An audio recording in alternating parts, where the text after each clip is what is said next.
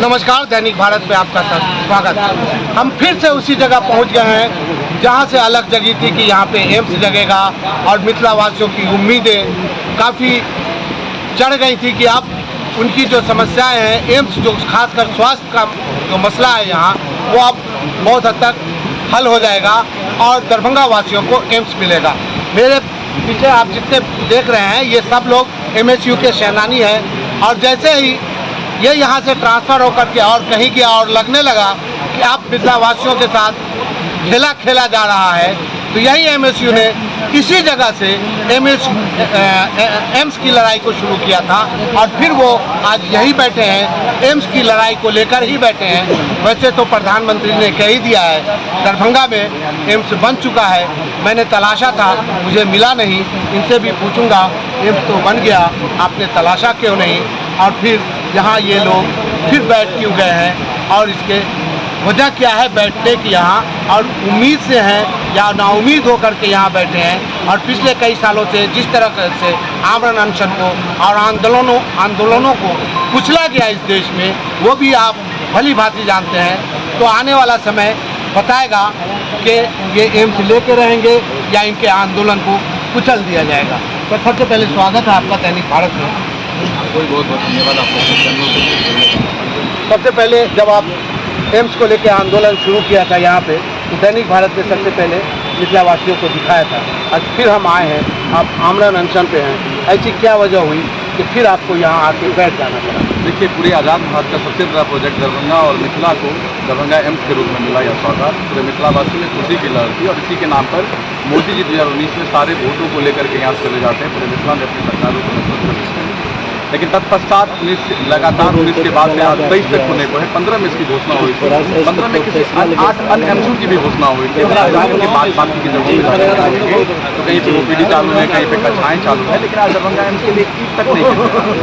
मिथिला वासियों के साथ सरकार का शुरुआत से ही सौतेलापूर्ण व्यवहार रहा है और आज भी वो देखने को मिल रहा है। हमें लग रहा है सरकार हम लोग को फुटबॉल की गेंद समझ रही है, कभी इस पाला में फेंक देती है, कभी उस पाला में फेंक देती है, लेकिन हमारी मांगों पे आज तक सकारात्मक पल नहीं हो सका। हम लोग लगातार 19 से ही प्रतिबद्ध हैं दरभंगा एम्स को बनाने के लिए, लेकिन सरकार आपसी राजनीतिक विरोध के कारण, आपसी तालमेल के कारण सरकार ने आप पाया।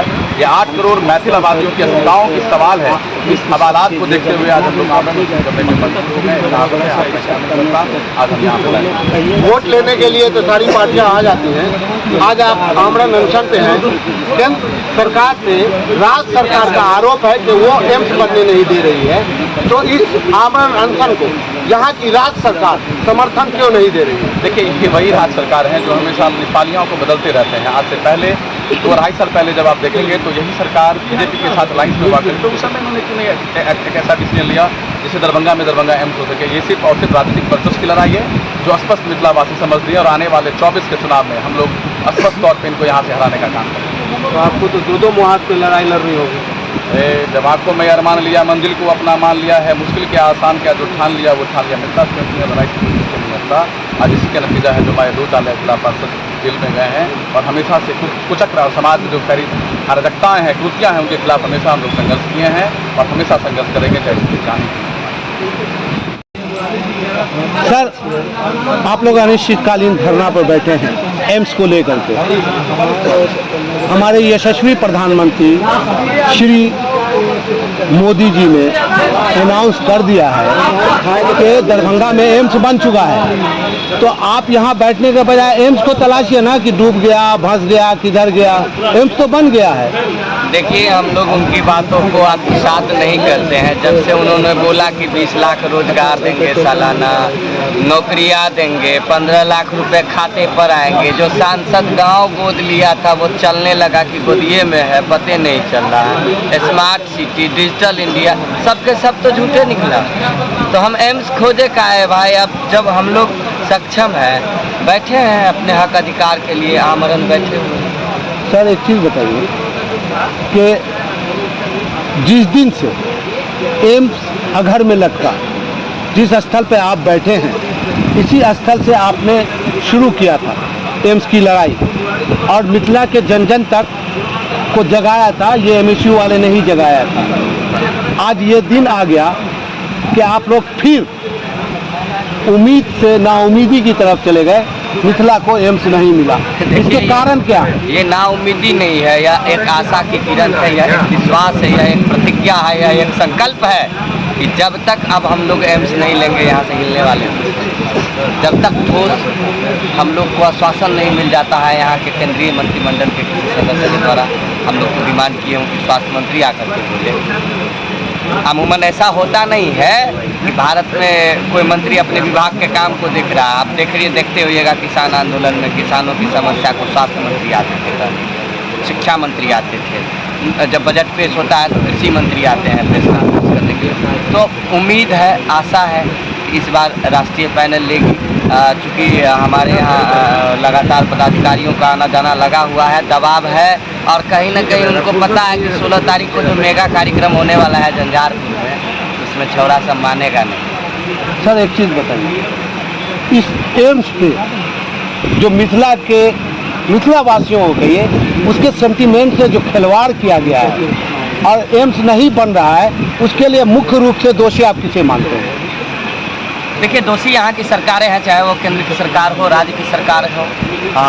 मैं नहीं चाहता कि यहाँ पर कोई राजनीतिकरण हो, लेकिन जब तक मंशा स्पष्ट नहीं है पक्ष या विपक्ष की, क्यों नहीं हमारे धरना को आकर के मौलिक समर्थन करते? क्यों नहीं आकर के हमारी सहानुभूति को बढ़ाने का?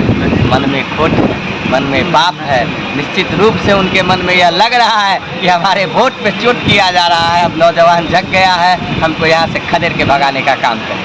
मतलब अगर एक तरफ दोषी है तो दूसरा भी पाप नहीं है, वो भी कहीं ना कहीं इसमें खेल खेला। दोनों तरफ चोर है, दोनों तरफ चोर है, कुछ अच्छे चोर है, कुछ खराब, कुछ छोटे चोर है, कुछ बड़े चोर। जी, क्या परिचय हुआ सर? जी, मेरा नाम विजय श्री है, मैं संगठन मंत्री हूँ बिहार प्रदेश में।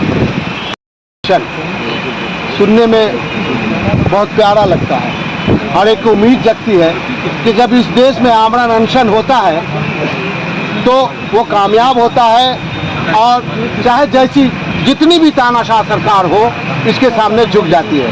एम्स को लेके केंद्रीय सरकार हो या राज्य सरकार हो, झुका पाएंगे आप? बिल्कुल झुका पाएंगे। आज तक हम लोग का इतिहास रहा है, हम लोग आज से पहले जितनी भी आंदोलन किए हैं वहाँ हमने जिसके विरुद्ध किया है उनको झुकाने का काम किया है। कई बार हम लोगों ने जीत सुनिश्चित किया है, जिसके प्रमाण आप खुद हैं, आप खुद देखते हैं। तो हम लोगों को अभी ये दृढ़ संकल्पित है और हमें विश्वास है कि हमारा ये आमरण अनशन जो है ये सफल होगा और केंद्र और राज्य की सरकार को, क्योंकि देखिए होता क्या है ना कि ये लोकतंत्र है, लोकतंत्र में लोगों से बड़ा कोई नहीं है। लोकतंत्र में तो हमें ऐसा लगता है कि हम जो आम जन की मांगों को लेकर आमरण अनशन पे बैठे हुए हैं, हमें जो आम जनों की समर्थन मिली हुई है, तो आम जनों से बढ़कर यहाँ कोई नेता नहीं है। तो हमें ये पूरा विश्वास है कि जिस आम जनों की मांगों को लेकर हम लोग आमरण अनशन पे हैं, आम जनों का जिस प्रकार हमें सहायता सहयोग आशीर्वाद मिल रहा है, तो आज न कल देर से ही भले लेकिन सरकार को झुकाने का काम जरूर करेंगे। सर एक सवाल और, पिछले कई सालों से जिस प्रकार इस आमरण अनशन को, किसान आंदोलन को, जो जिस तरह का भी आंदोलन इस देश में उठा है उसको दबा दिया गया, उसे कुचल दिया गया, कहीं ऐसा तो नहीं कि आपके भी इस आमरण अनशन को, आवाज़ को कुचल दिया जाए? देखिए इतिहास गवाह है, इतिहास गवाह है। भगत सिंह ने आज़ादी की लड़ाई में सहभागिता दिया, उन्होंने आज़ादी की लड़ाई का आगाज़ किया तो उन्हें फांसी पे चढ़ा दिया। तो ये हम पहले ही नहीं सोचते कि हमारी आवाज़ों को, वो हमारी आवाज़ों को कभी नहीं कोई कुचल सकता है।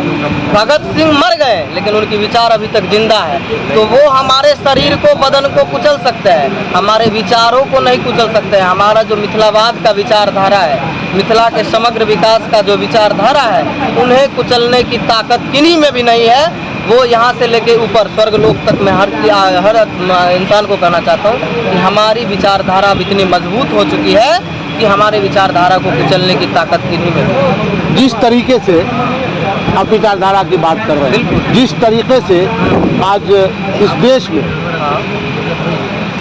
विचारों की लड़ाई लड़ी जा रही है और उसके पीछे वोट की राजनीति है, सत्ता हासिल करने की राजनीति हो रही है। तो जैसे ही एमएसयू किसी राजनीतिक दल के वोट को खराब करेंगे, उसमें सेंध मारेंगे, तो आपको जेल में ठूस दिया जाएगा, आप पे FIR कर दिया जाएगा। हमें स्वीकार है जेल बेल केस, आज भी हमारे 2 साथी जेल गए हैं। जेल बेल केस, पुलिस की लाठियाँ, ये एक क्रांतिकारी की श्रृंगार होती है।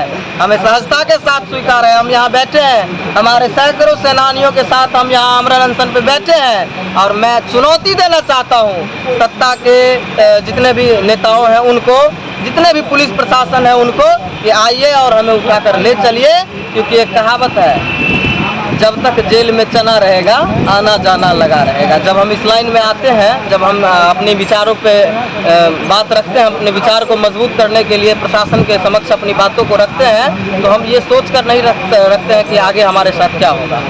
हम वर्तमान की सोचते हैं। परिचय दे दिए। नीरज क्रांतिकारी, मिथिला स्टूडेंट। तो ये एमएसयू के बारे में मैं आपको बता दूं, ये वो छात्रों का संगठन है, मिथिला स्टूडेंट यूनियन। लेकिन जब आप कहीं इसके इतिहास को आप देखेंगे तो ये मिथिला की हर छोटी से लेकर के बड़ी समस्या तक के लिए ये आवाज़ उठाते रहे, चाहे ब्लड बैंक का मामला हो, चाहे शोषण का मामला हो, चाहे भ्रष्टाचार का मामला हो, चाहे एम्स का मामला हो, आप या शिक्षा में भ्रष्टाचार का मामला हो, आप एमएसयू को वहाँ पे पाएंगे। एक वाहिद पार्टी तो हम नहीं कहेंगे, एक ऐसा वाहिद संगठन है जो मिथिला वासियों की आवाज़ को बुलंद करता है।